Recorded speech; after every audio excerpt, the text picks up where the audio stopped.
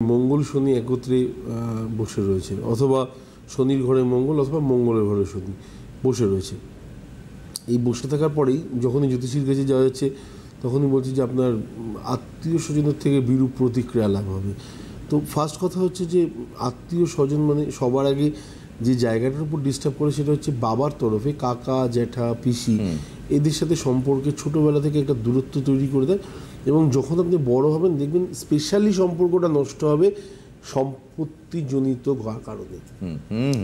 আচ্ছা, এবারে হয়তো মুখ দেখা দেখি থাকবে না, পিসি রক্তের সম্পর্ক কোথাও না কোথাও ডিস্টার্ব, কাকা রক্তের সম্পর্ক, বাবার সাথে হয়তো কোথাও না কোথাও তাও ঠিক ছিল, কিন্তু পরবর্তী জেনারেশনের সাথে তাদের আর কোনো অস্তিত্ব নেই, মানে তারা যে রিলেটিভস তারা নিজের লোক সেই সম্পর্কটা আজকে প্রায় মুছতে চলেছে। বোথ সাইডেরই প্রবলেম থাকতে পারে, মানে আমি এখানে কখনো বলবো না যে একতরফা দোষের জন্য এটা হয়েছে। এটা গেল একটা কারণ।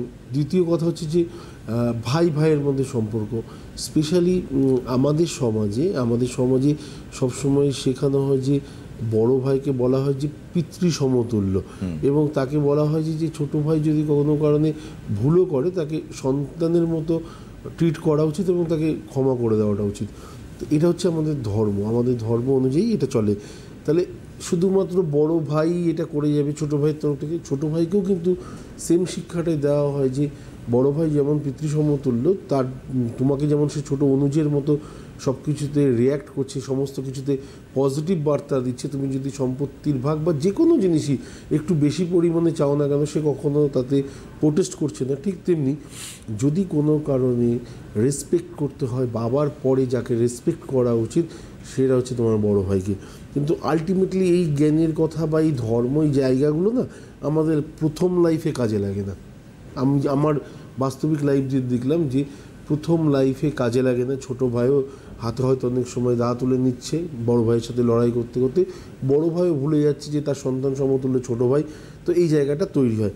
কিন্তু হ্যাঁ, জীবনের একটা পর্যায়ে আসে যেখানে আমি ধর্ম দিয়ে স্টার্ট করেছিলাম, সেই ধর্মটা যেদিনকে এসে বিছানাতে এসে শেষ হচ্ছে, যেদিনকে শেষ দিন, সেদিনকে এসে দুজনের চোখের কর্নারেই জল থাকবে, কারণ কোথাও না কোথাও তারা ভুল করেছে।